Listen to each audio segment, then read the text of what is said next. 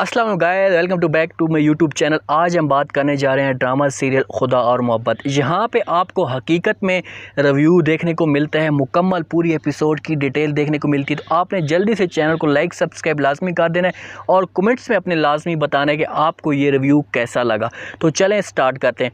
अब फरहाद एक नए रोब और नए दबदबे के साथ दरवाजे से बाहर निकलता है। काला सूट पहनकर फ़कीर बाबा का जो भी उसे सूट दिया है उन्होंने धुलवा कर इसको पहनवा दिया, क्योंकि फ़कीर बाबा ने तो पूरा एपिसोड में सारी एपिसोड में वही वाला एक काला सूट पहन के रखा हो, तो इसको एक नया लग रहा है, थोड़ा सा चमक दमक लग रही है, तो उसने लाजमी बात है साफ़ करवा लिया होगा।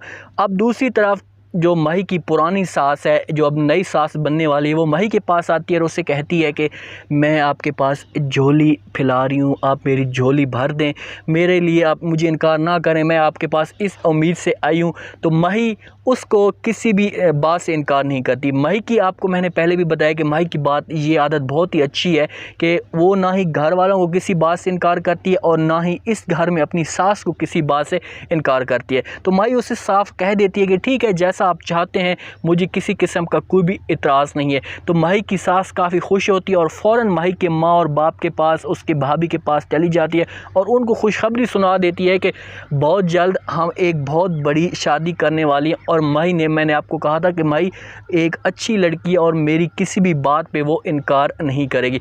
वो सारे देखकर एक तो हैरान होते हैं, उनको एक झटका सा लगता है कि माही ने इतना बड़ा दुख कर सहने के बावजूद भी ये इस बात पे हाँ कह दिया। अब माही की भाभी और दोनों आपस में बैठकर बातें कर रहे होते हैं, तो उसकी भाभी उससे कहती है, मना करने की कोशिश करती है, उससे कहती है कि ये तू ना कर। तो भाभी माही उससे कहती है कि ये जो मेरे आंसू निकल रहे हैं, तो लोग ये समझ रहे हैं कि ये सिर्फ़ और सिर्फ इस वजह से रो रही है कि मतलब शादी करना चाहती है। माही की भाभी उससे कहती है कि मैं तो आपको पहले भी कहती हूँ कि आप रिश्ते के लिए इनकार कर दें, अगर तुम नहीं कहना चाहती तो मैं जाती हूँ, उनको मना करने की कोशिश करती हूँ। तो माही की भाभी वहाँ से उठने की कोशिश करती है, तो जैसे ही उठती है तो वहाँ पर माही उसे रोक लेती है और उससे कहती है कि नहीं, खुदा के लिए अब किसी भी बात का ज़िक्र उनके सामने ना करना। बहुत अरसे के बाद, बहुत ही टाइम के बाद मैंने इनके चेहरों के ऊपर खुशियाँ देखी हैं, तो मैं इनको खुशियों को भाई किसी भी सूरत में गम में तब्दील नहीं करना चाहती। तो भाभी उसकी एक फ्रेंडशिप है होती है, उसके साथ एक दोस्ती का रिश्ता भी होता है, हर राज माही के उसके पास होते हैं, तो इस वजह से वो इस बात को खामोशी से जज़ब कर लेती है, अपने अंदर समा देती है। दूसरी तरफ अब जो माही की पुरानी सास है, नई सास अब बनने वाली है, वो इस खुशी के लिए अपनी जो इसको खुशी मिलती है वो समा नहीं सकती, तो एक बड़ा एहतमाम करती है, फ़कीरों को बुलाती है।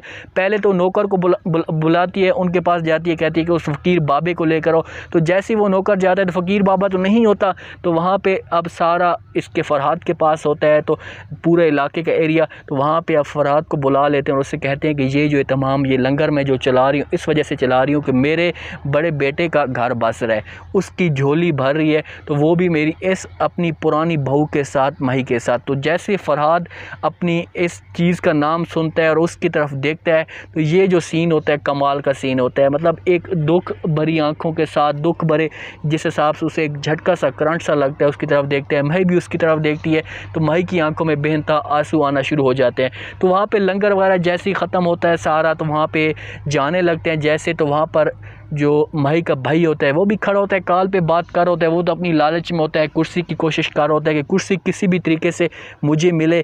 तो वहाँ पर जैसे उसकी नज़र फरहाद के ऊपर पड़ती है, इस हालत में फरहाद को देखता है तो एक हैरान सा होता है, उसे एक झटका सा लगता है कि ये क्या हो गया, ये तो वही लड़का है जो हमारे पास काम करता था, अब यहाँ पर इस हालत में वो कैसे आ चुका है। एक उसे करंट सा लग जाता है। अब कोशिश ये करेगा माही का भाई इससे पूछने की कि तुम ज़िंदा कैसे हो गए, तुम कैसे बच गए, तो हम तो समझ चुके थे कि तुम मर गए हो सकता है इनकी वहाँ पर आपस में बात हो। अब एपिसोड में, नेक्स्ट एपिसोड में आप ये भी देखेंगे कि अब माही उसके दरगाह पे जाती है उसके पास, तो अब फरहाद को इस चीज़ का भी पता चल चुका होता है कि माही की शादी होती है और भी इसे गम मिला होता है। तो वहाँ पर उसके पास जाती है और उससे कहती है कि तू ये शहर छोड़ कर चला जा।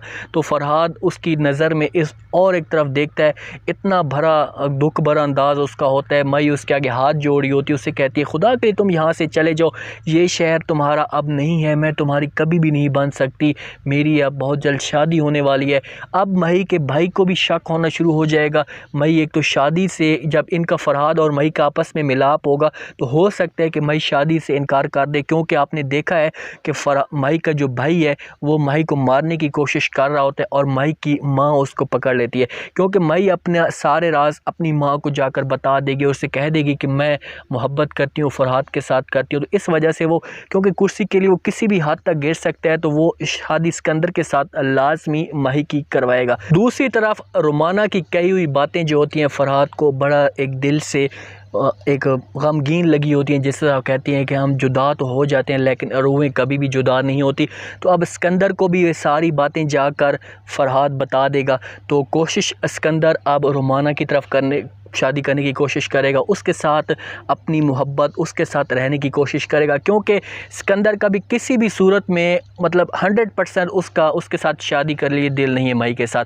सिर्फ और सिर्फ अपनी माँ को खुश करने के लिए वो उसके साथ शादी कर रही है कि मेरी शादी अब उसके साथ हो जाए, लेकिन वो मोहब्बत रोमाना के साथ करता है। लेकिन अब फ़कीर फरहाद उसे एक तावीज़ दे देता रोमाना को, या उसके ऊपर हाथ रख देता, तो हो सकता है रोमाना की शादी अब सिकंदर के साथ हो जाती। लेकिन अब सिकंदर बीच में आएगा, सिकंदर पूरा किरदार अदा करेगा फरहाद और मई को आपस में मिलवाने की। लेकिन मई का जो भाई है वो पूरी कोशिश करेगा सिकंदर और मई के आपस में शादी करने की, क्योंकि सिकंदर का दिल नहीं है और मई का भी दिल नहीं है। दोनों आपस में इनका आपस में एक फ्रेंडशिप नहीं बनी हुई, एक दूसरे को नहीं समझ सकते। इनके दोनों की सोच एक जैसी नहीं है, क्योंकि मई यही चाहती है कि उसको अपनी मोहब्बत, सिकंदर को अपनी मोहब्बत मिल जाए। अब सिकंदर जाएगा फरहाद के पास, उसके साथ सारी बातें करेगा, उससे कहेगा, तो उसे पता चलेगा कि तू मई के साथ मोहब्बत करता है। तो उनकी आपस में आपने देखा भी होगा कि सिकंदर और फरहाद आपस में मिल रहे होते हैं, एक दूसरे के साथ बातें कर रहे होते हैं। और रोमाना के लिए आप पूरी कोशिश करेगा सिकंदर, उसके लिए तवीज़ वगैरह कुछ भी चीज़ लेने के लिए करेगा कि मैं किसी भी सूरत में रोमाना को मिल जाऊं। लेकिन इसका हैप्पी एंडिंग इस वजह ये होगा, ज़बरदस्त होगा कि फरहाद और मई एक साथ मिल जाएंगे। इसका ये भी हो सकता है कि दोनों की डेथ भी हो सकती है, दोनों मर भी सकते हैं, क्योंकि जिस हिसाब से अब मई का भाई एक अपनी हद तक गिर सकता है, कुर्सी के लिए सब कुछ वो कर सकता है, तो इनका एंड यही होगा कि हो सकता है इनकी डेथ हो जाए। लेकिन मई का भाई पूरी कोशिश करेगा मई को मारने की, उसको धमकाने की, उसको जलील करने की कि तू शादी करेगी तो सिकंदर के साथ करेगी, वरना तो किसी और के साथ शादी नहीं करेगी। लेकिन मई की माँ बीच में आ जाएगी, मई की भाभी बीच में आ जाएगी, इनको आपस में मतलब कि इनको छुड़ाने की कोशिश करेंगे और इसे समझाने की करेंगे मई के भाई को कि तू इसे छोड़ दे, ये बेचारी इतना सदमा पहले इसने बर्दाश्त किया हुआ था, अब इसकी खुशी है तो इसे हम खुशी दे दें, इससे कोई गलत काम तो नहीं है। तो उम्मीद है आज का ये छोटा सा रिव्यू, छोटा सा प्रोमो आप लोगों को पसंद आया होगा।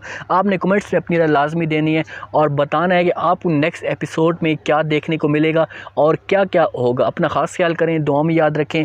मुझे दीजिए इजाज़त। अल्लाह हाफ़िज़।